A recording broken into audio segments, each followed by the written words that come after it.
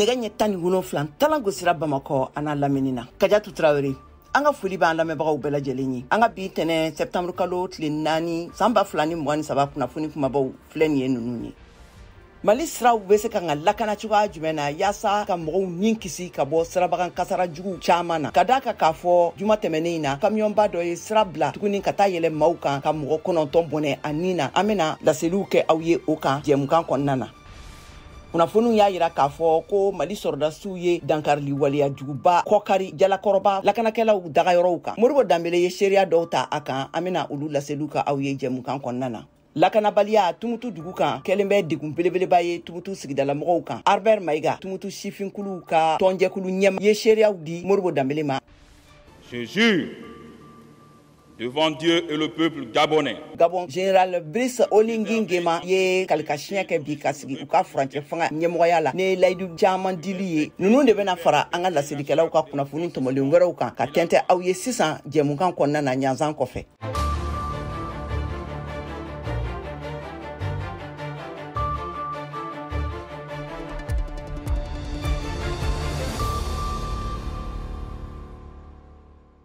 Ka segin tuguni ka foli ani tanuni lase an lamɛnbaga bɛɛ lajɛlen ma ka fɔ aw y'a bɛ Malikura jɛmukan de kan ka lamɛn ka bɔ VOA soba kɔnɔna la Washington DC studio 6nan aw tulo bɛ Kadiatou Traoré de kumakan na nin waati in na jumadon na septembre kalo tile fɔlɔ san 2023 la Bamakɔkaw fɛ yen nɔ Mali faaba kɔnɔ kamiyɔnba dɔ ye sira bila ka yɛlɛ mɔgɔw kan ka mɔgɔ 9 bɔnɛ u ni na ne ka tila ka 7 ɲɔgɔnna jogin kosɛbɛ Mali transport kotigisow ye a yira k'a fɔ kunnafoni sɛbɛn dɔ kɔnɔna na ko a masɔrɔla vitesse kojugu de fɛ Mariam Kuyate VOA Bambara ka laselikɛla ka bɔ Bamakɔ bɛ kuma an ye a kan. Ni sirabakan kasara belebele min kɛla Bamakɔ Tour d'Afrique masurunya na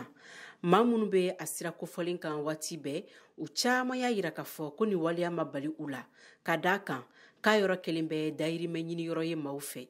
Dirisa Traoré ni Madame Warima olu bɛ a sira kofɔlen kan kuma bɛɛ. Tour d'Afrique sira in fo ka taa se échangeur mun bɛ Musabugu la accident b'a kan kuma bɛɛ wa accident bɛɛ ye mɔgɔ ka laɲininen de mɔgɔ sigilen b'a kan sira ma dabɔ feereli kama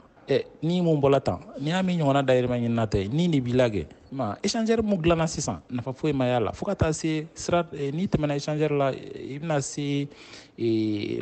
hôpital du Mali sira fara mun ma imagine sugu sigilen bɛ sira camancɛ la a ka bɔ hakili ma Mariam an bɛ dugawu de kɛ Ala ka an kisi Ala ka an kisi ne yɛrɛ ka sira de don n b'a sira dɔn kosɛbɛ yɛrɛ de. Mɔgɔ siraba ninnu ne taara min na u bɛ kɛ mɔgɔw sigiyɔrɔ i ka feere kɛ olu tɛ foyi fɔ a la kun min la n tɛ Tour d'Afrique rond-point yɔrɔnin vraiment yɔrɔ in tɛ feerekɛyɔrɔ ye feerekɛlaw de sigilen don fo gidɔrɔn kuma la i b'a fɔ ko mototigi ou bien mobilitigi ka yɛlɛ u sigilen kan Tour d'Afrique yɔrɔ in na yen nɔ mototakisitigiw olu fana bɛ yɔrɔ min fana tun bɛ yen hali ni sɛnɛmɔgɔw bɛ se ka tɛmɛ o fɛ mototakisitigiw fana kɛlen bɛ ka taga yen yɔrɔ bɛɛ occupé mototakisi katakata nama mɔgɔw bɛ don min kɔnɔ ka taga 700 na olu mɔgɔw fana bɛɛ kelen ka yen yɔrɔ occupé ani polisiw bɛ kuma k'a fɔ k'olu bɛ yɔrɔ sécuriser olu bɛ nin kɛ u bɛ nin kɛ tan tɔ nka mais vraiment ne yɛrɛ kɔni ɲɛ t'a baara ko foyi la foyi ne ɲɛ t'a la. Ka kɛɲɛ ni waleyaw ye Conseil malien de transport maaw olu ka jateminɛ na ko gouvernement kan ka fɛlɛw de sigi sen kan yaasa ka dayirimɛ ɲininaw bɔ sirabakanaw la Dramane Traoré. Capitale la min mɔgɔw sigicogo ka jugu siradawolow la Mali ka juguna Mali de b'a bɛɛ ɲɛ anw kɔni y'a ɲini État fɛ a mɛnna aw ko sécurité routière sécurité routière i bɛ mɔgɔw ye pont sanfɛ u bɛ ka namasa feere mototigiw bɛ jɔ ka namasa sa a bɛ accident provoqué mɔgɔ si tɛ kuma mɔgɔ sigilen bɛ trottoir sanfɛ mɔgɔ sigilen bɛ pont jukɔrɔ mɔgɔ sigilen bɛ fan bɛɛ Tour de l'Afrique bɛ ten e ka don rond-point kɔnɔ bani douane kɔfɛ la u y'a bɛɛ minɛ État tɛ kuma fo État de ka jɛ u ka mɔgɔw wuli ka bɔ sirada la sirada yɔrɔ tɛ sugu ye mɔgɔ man ka sigi sirada la ka feere kɛ a ti bɛn sariya si kɔnɔ e ka taa Voxuda la adamadenw sigilen bɛ fɛn yɛrɛ la ka feere kɛ o jamana o accident n'o mobili ka bɛ kɛɲɛko la ka se mɔgɔw ma yarɔ hakɛ bɛ tɛmɛ vraiment État de k'i jɔ a jɔyɔrɔ la Amikan nana yan bɛɛ Amikan jalaki mais Amikan a ye baara ɲuman kɛ ne yɛrɛ b'a fo y'a ye wa mais ni jamana kɔni kɛra ko ka bɛɛ t'u yɛrɛ ma ten min ka di min ye k'a kɛ o jamana kɔlɔlɔntan tɛ dɛ donc an kɔni b'a fɔ État de ye parce que fanga bɛ État de la ka mɔgɔw wuli ka bɔ sirada la ka bɛɛ dégager ni min bɛ butigi ta i ka taa butigi ta i ka minɛn bila a kɔnɔ ni mɔgɔ min sigi sirada la fana a ka réglementé. an ka dɔn ka fɔ ni sirabakan kasara min kɛla jumadon a kɛla donita mɔbili dɔ de fɛ min ka bolimafɛn y'a kɛɲɛ ni ka maa 9 k'olu bɔnɛ u nin na maa 7 olu joginna. Mariam Kuyate kala sigi do ka bɔ Bamako VOA Bambara tɔgɔ la. Kunnafoniw ye a yira k'a fɔ kunungo kari la septembre kalo tile 3 san 2023 la 1h tɛmɛnen ni miniti 45 ɲɔgɔnna ye ko Mali sɔrɔdasi famaw ye dansagokɛla dɔw ka dankarili waliyaw lakanakɛlaw ka dagayɔrɔ kan jalakɔrɔba kɔkari. Modibo Dambele ye sigidala mɔgɔ dɔw ka seereyaw ta a kan an ka u ka kumakanw lamɛn. Ne tɔgɔ ye Mamadou Samake, ne ye Jalakɔrɔba commune mairie. Dimanche don sɔgɔmada fɛ n b'a fɔ 1h20 waati la.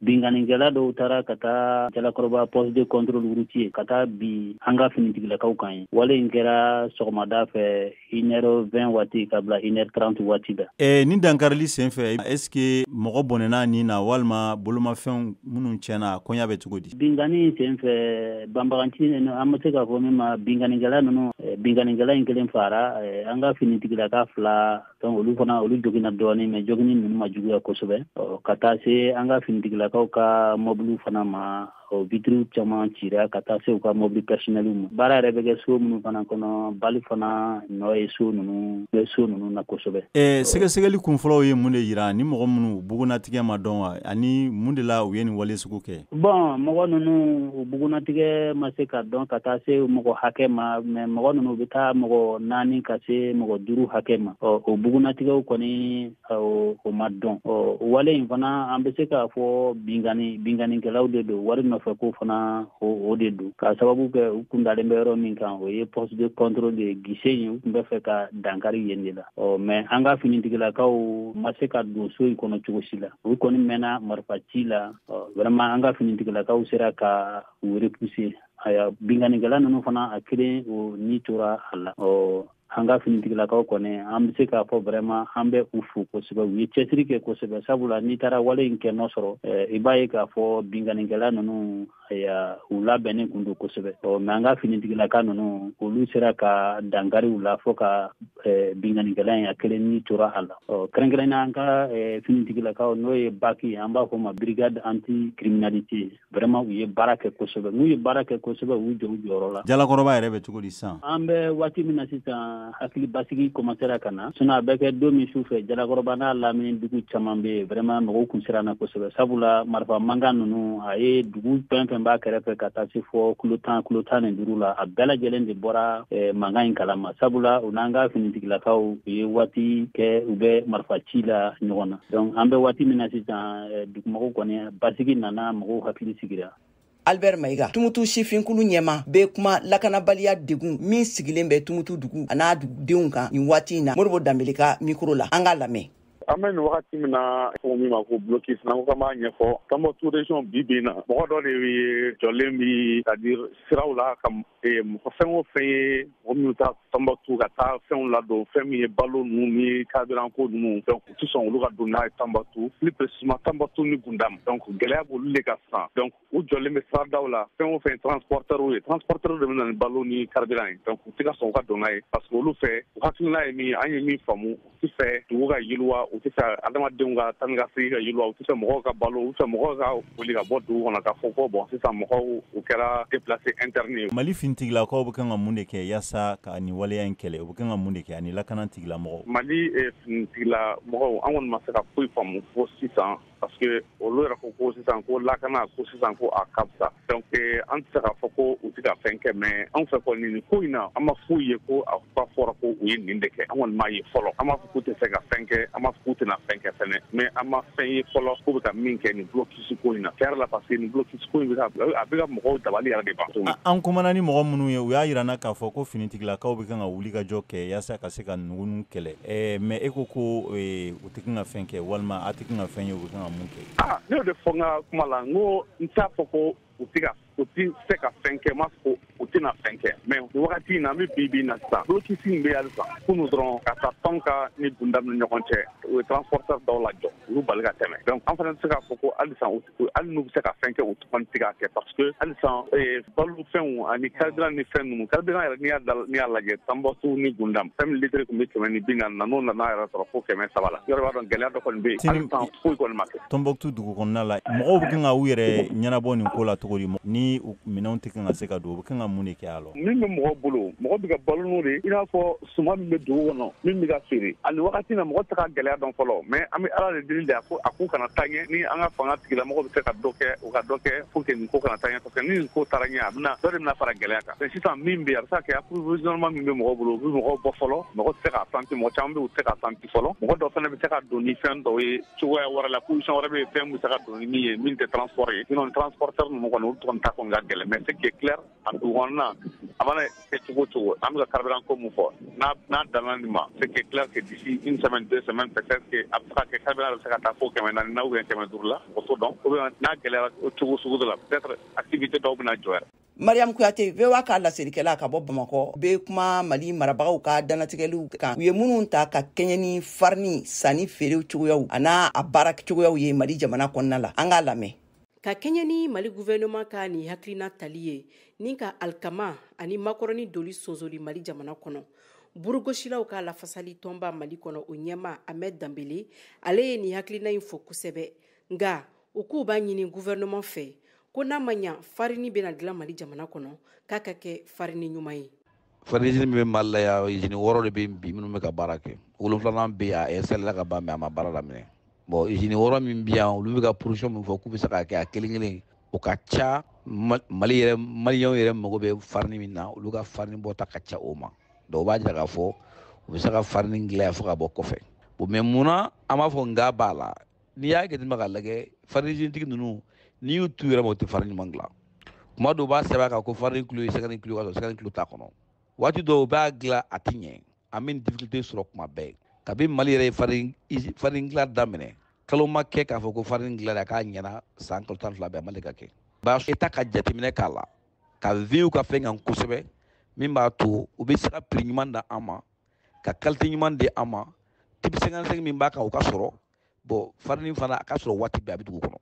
n'u se ka nin labato vraiment a ka d'an ye. Ni waati in kɔni na fɛlɛw kɔni bɛ ka sigi sen kan yaasa usine minnu kan ka alikama ani makɔrɔni dilan Mali jamana kɔnɔ olu ka baaraw ka sira sɔrɔ nga ɲiningali min bɛ sen na o de ye k'a dɔn n'a sɔrɔ nɔlabila min bɛna kɛ jamana marabagaw fɛ n'a tɛna kɔlɔlɔ lase dumunifɛnw sɔngɔko la Mali kɔnɔ Isa Sisuma sɔrɔko dɔnbaga don. Bon, produits alimentaires sɔngɔ nɔgɔyali o bɛ siri hakɛ min bɛna kɛ suguw kɔnɔ ni sanbaga cayara ka sɔrɔ feerefɛn ma caya o bɛ na ni sɔngɔ yɛlɛ ye a ka ca la yɔrɔ ni jamana ye fɛɛrɛ tigɛ hakɛ min bɛ don ko o ɲɔgɔn la sigi sen kan a ka ca ala yɔrɔ gɛlɛya tɛna kɛ sɔngɔko la mais ni jamana ka bɔta dɛsɛra a bɛ min ladon min bɔra kɔnɔ n'o o m'o bɔ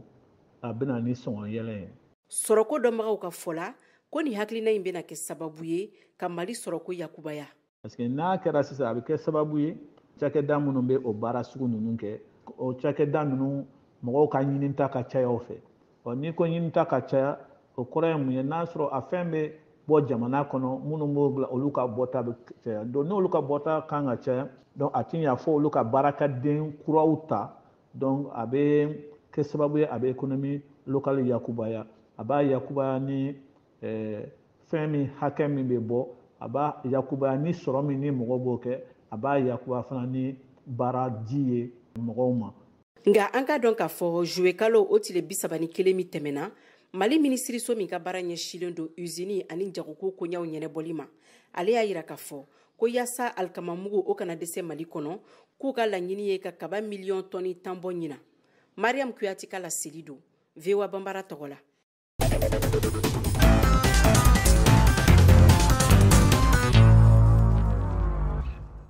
Sisan an ka duniya lamini kunnafoniw lamɛn kada agence nigérienne de presse ka laseliw kan ntɛnɛndon na Niger furancɛ fanga ye a danatigɛ ka u ka pankurun taama sira nunu dayɛlɛ pankurun ye minnu be mɔgɔ donni kɛ sara la n'a a be wele nazarakan na ko vol commerciaux ye u y'a yira k'a fɔ ko sira nunu tun datugura kabini utukalo tile 6 tɛmɛnen nunu na san 2023 la ka da fanga dafiri waliyaw kan nga u y'a fara kan fɛnɛ k'a fɔ ko fɛn min ye sɔrdasiw ka pankurun n'u ka baarakɛ pankurun olu be sira in ta ne furancɛ fanga yɛrɛ ka yamaruya dilenw de ye. Ukraine jamana ka lakana kotigi ye a ka baarabila sɛbɛn bila bintɛnɛ in na a ka baarabila cari laseliw kɛlen kɔfɛ président Volodymyr Zelensky fɛ nin gɛlɛya waati kɛrɛnkɛrɛnnenya la u ka jamana kan a y'a yira k'a fɔ ko a tɛgɛ tara yurukuyuruku ko dɔw de la. Duniya keleya tɔnba Nations Unies ye laseli kɛ bintɛnɛ in na k'a fɔ ko u mago bɛ $1 miliyɔn 1.8 ɲɔgɔn de la yaasa ka dɛmɛ lase kɛ Sudan kɛlɛɲɛbolilaw. Duniya keleya tɔnba ka kɛlɛɲɛbolilaw ka cakɛda kɛrɛnkɛrɛnni ACR ye a yira k'a fɔ k'a ka ca ni Sudan jamana mɔgɔ miliyɔn 1 ye minnu bolila ka kɛ kɛlɛɲɛbolilaw ye ka taa sigi u kɛrɛfɛ jamanaw la.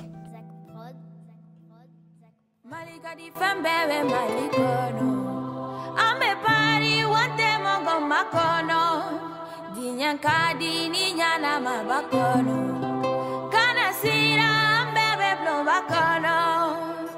li mu mali ni mali fasaye li mu mali ni mali fasaye. Let's go amata yeje kulete kofisa kalanga lo wachilonga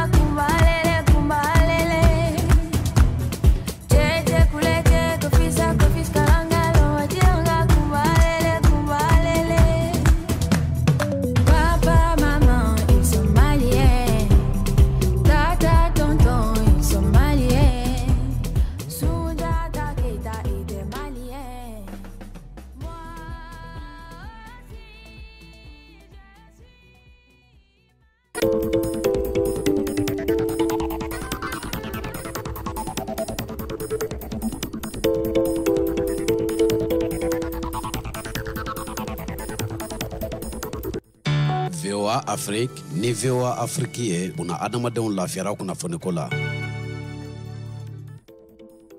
Ni y'an sigine kana an ka studio 6nan kɔnɔna la ka don an ka jɛmukan ta ko 2nan kɔnɔna la aw tulo bɛ Kɛyatu Tarawele de kumakan na ka bɔ VOA soba kɔnɔna na Washington DC. Ne mɔgɔ minnu bɛ fɛ ka don an ka jɛmukan na nin waati in na a bɛ se ka aw sɔgɔ an na Bamakɔ a n'a lamini na an bɛ sɔrɔ 102 FM n'o ye fiɲɛ turukala 102 ye. Wagadugukaw fɛ yen nɔ Burkina Faso faba kɔnɔna na a b'an sɔrɔ fiɲɛ turukala 102 ntomi ani 4 kan. Abidjan Côte d'Ivoire jamana kan a b'an sɔrɔ fiɲɛ turukala 99 kan. Tomiyankaw fɛ yen nɔ an bɛ sɔrɔ Radio Paris 5 kan o bɛ capter fiɲɛ turukala 90 ntomi ani 8 kan. Gawokaw fɛ yen nɔ an bɛ sɔrɔ fiɲɛ turukala 106 ntomi ni 1 kan. Tumutu fiɲɛ turukala 90 ntomi ani 7 kan. Koro Bayangarakaw fɛ yen nɔ an bɛ sɔrɔ Radio Uruna kan nin waati na kɛrɛnkɛrɛnnenya la fiɲɛ turukala 97 ntomi ani 2 kan. Ne minnu bɛ fɛ ka sɔgɔ an ka jɛmukan in na a bɛ se k'an sɔrɔ fɛnɛ an ka sanfɔ bɔlɔlɔ sirabaw fɛ n'o ye www.voabambara.com walima a b'an sɔrɔ Facebook kan ou bien Instagram walima YouTube kan ni waati na an bɛ directement na.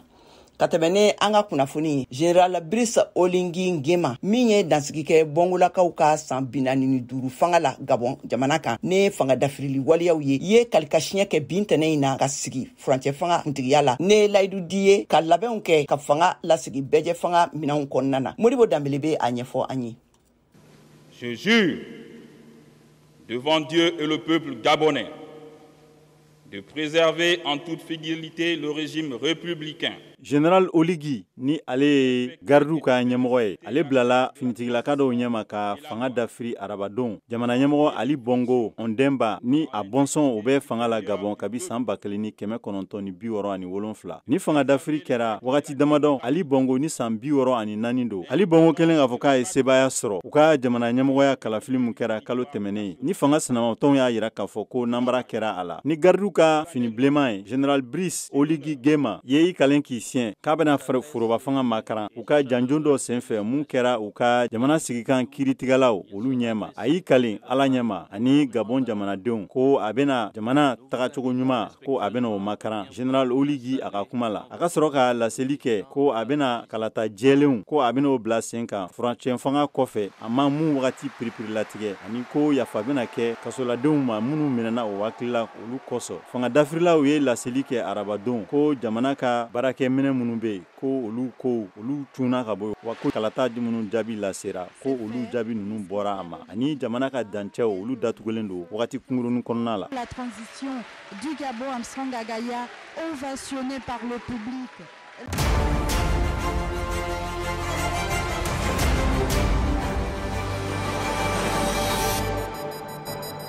A y'aw ka kunnafoniyaw sɔrɔ don o don sɔgɔma VOA tabalen kan VOA Bambara ka tile kunnafoniya kun fɔlɔw sanga 30 kɔnɔna na o bɛ kɛ don o don tɛnɛn ka taa bila juma la sɔgɔmada nɛgɛ kaɲɛ 7 mana tɛmɛ ni sanga 30 ye wa segin bi k'a kan tuguni nɛgɛ kaɲɛ 9 waati ni VOA tabalen ye a y'aw ka tile kunnafoniya kun fɔlɔw sɔrɔ Mali ale ni diɲɛ bina kun kan VOA tabalen ka kunnafoniya kunkun n'a ɲɛɲɛ di aw ma n'an baaraɲɔgɔnw ka wulikajɔ ye Mali kɔnɔna na farafina ale ni diɲɛ fantan 4 bɛɛ lajɛlen.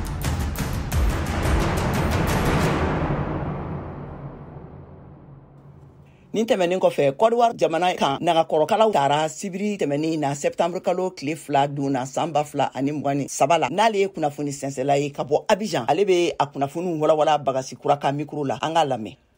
Élection min kɛla Côte d'Ivoire dugu bɛɛ la an fɛ yan nɔ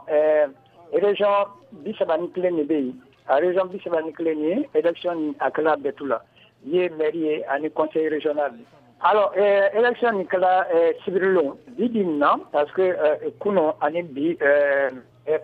CEI, nous avons élection organisée en Verna, des femmes à CEI, oui, résultat différent. RHDP, allez bien premier, Nabola Lela, deuxième loué indépendant, et puis moi, Savannah, nous loué. À travers du PDCI ni PPACI. PDCI ni PPACI. Olu mate ka ben Clément, katra compte Adama Bitro. Au betrala, o yenyon franc katra, o yaka o la niye, o yu flaka va franyonka, abishani Adama Bitro. Kapra fra librement, RHDP gagnant, yopougon ni rebe à travers du PPACI qui a fait. Voilà, quand il y a eu la frani, ministre Chema Frani Gaïna, au Dinaïano, Moussouka, avec ma coordination voiturée, avec Gaïna envers au Dinaïa. Alors, le premier ministre, Achi, allait Frani Gaïna à Kassola, mais à travers du Mamadou Touré, nous, les camarades au cas, ministre, allait Frani, allait tribunal d'Alois, mais chose à travers du président du plan. Voilà, allez bien à faire, non. Mais aussi jamais. Kalafili tɛmɛni min kɛra Côte d'Ivoire tuma caman mankan kɛra la. Est-ce que nin na mankan mana kɛra? Est-ce que mankan kɛra la? Non, 90 kɔni kana sigi ɲinanta élection na. A juin le bɛ nin ye Côte d'Ivoire bɛ taga élection la. Tiɲɛli ma kɛ ka sɔrɔ ma adamadenw sɔrɔ wa ma frani mafka ni en fait non mais résultat ni a frando hakrifali chamambala bawonina préfet ani médiateur de la République ni Adama Tougaraye ani KKB avec fondement KKB kwaje kuna ni benta ministre olu ye hakrifali chamambake ani ni jamae ni population o sababu yara do hakili mo shama frami balaira hakilla alors o yake nina konta élection andagala la te konna franchement jusqu'à présent chimadi malasa ma folonani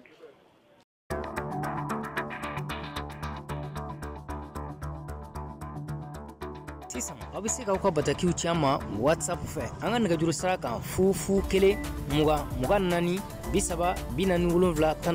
tɔgɔ ni jamu ani aw bɛ bɔ yɔrɔ min na aw bɛ o fɔ ka sɔrɔ k'aw ka bataki d'a kan.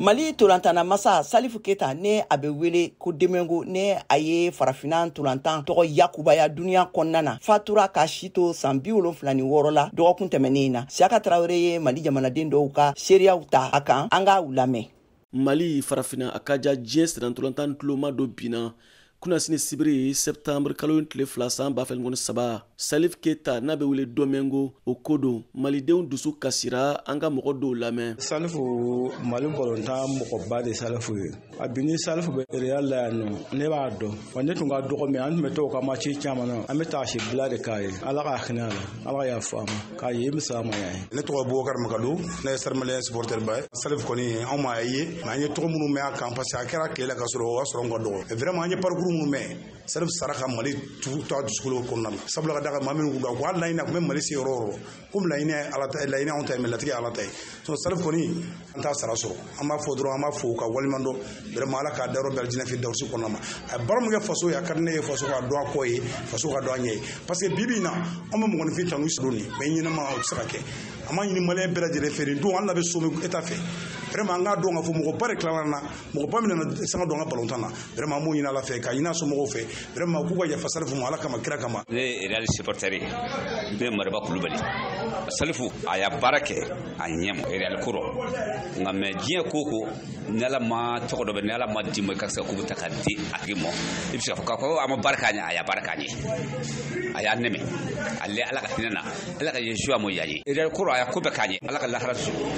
ni a y'a ka tɛmɛ yan kan. Je me nomme Siriki Dambele, entraîneur de football commune 1 kɔnɔ an ka légende n'o ye Salif Keita ye n'an tanyana Ala ka hinɛ a la Ala ka yafa k'a ma Salif ka ko ma kɛ anw ɲɛna anw ye denmisɛnninw ye min kɛra an ɲɛna o ye Salif Keita nana ni centre de formation hakilila min ye CSK k'a bila sen kan a kɛra sababu ye bibi na centre de formation Mali yɛrɛ bɔlɔntan a bɛɛ sigilen don o de kan a hakilila a baara k'a waleya bɛɛ ka dɔn k'a fɔ ko in a bɛ se ka kɛ Salif Keita de nana ye an bɛ se k'o retenir Salifu ka acte baw la. Ka fara o kan kafu farafinna gun sirantolantan ɲɛmayaso ɲɛma Dr Patrice Motsepe y'a ka sangafo kɛ a kɛra laseli la min bilara kafu bɔlɔlɔ sanfɛ kunasini kari septembre kalo tile 3 san 2023 VOA Bambara tɔgɔ la Bamakɔ Siaka Traoré ka laseli don.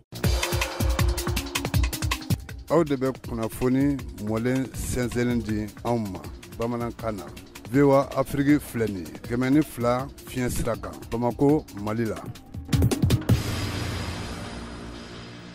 Ka tuguni na sisan an ka farikolo ɲɛnajɛ kunnafoniw lamɛn Siaka Traoré bolo.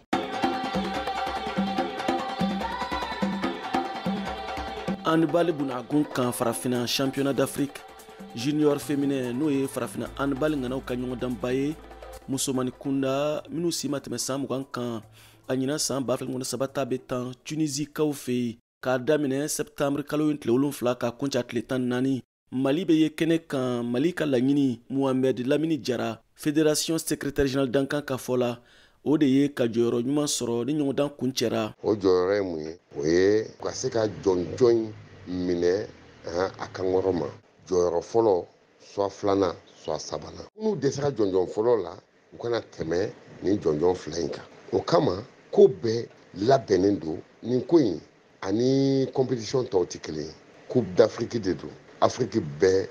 jɔnjɔn de don. A bɛ waati bɔ sisan Mali handball fédération ɲɛmayaso bɛ k'i sɔn walasa handballkɛlaw ka se ka nafa sɔrɔ u ka handball la. Handballkɛlaw ka se ka balo handball la o laɲini équipe bɛɛ fana de fana sigilen don ka se ka o laɲini la sabati. Handball a layiriwali a tɛ taa ka tɛmɛ denmisɛnnin kunda kan k'a daminɛ denmisɛnnin na ka yɛlɛ. N'an ye nin compétition in jateminɛ an b'a ye denmisɛnnin kunda de don maa minnu si ma tɛmɛ san 20 kan o laɲini kɔnɔna la labɛn minnu sabatira a ka ca kalo 3 ye u bɛ labɛnw na walasa u ka se k'u labɛn ni jɔnjɔn in kama o kɔnɔna la entraîneurs sugantira détenu yɛrɛ cɛsirilenba don nin bɛɛ ye labɛnw ye. Handball championnat d'Afrique des juniors féminins taku bisabana don min bɛna daminɛ Tunisie kaw fɛ yen jamana 10 de bɛna u ni yɔrɔ t'a la. Groupe A kɔnɔ Angola, Côte d'Ivoire, Guinée, Kenya ani RD Congo. Groupe B kɔnɔ Algérie, Égypte, Madagascar, Mali ani Tunisie jatigi VOA Bambara tɔgɔ la Bamakɔ Siaka Traoré ka laseli don. An balimaw ninnu de kɛra kunnafoniw ye an ye minnu sɔrɔ ka fara ɲɔgɔn kan bi ka lase aw ma an ka jigi jɛmukan in kɔnɔna la a labɛnw kɛra Cheikh Thiro fɛ a laseliw kɛra u ye ne Kayatu Traoré fɛ an bɛ laɲini kɛ aw bɛɛ lajɛlen fɛ a k'aw sɔgɔlen to VOA Africa radio a n'a ka jabaraniw kunnafoni siraw la nin tun ye Kayatu Traoré kumakan ye Mali kura kɛnɛ kan a k'an bɛn waati wɛrɛ.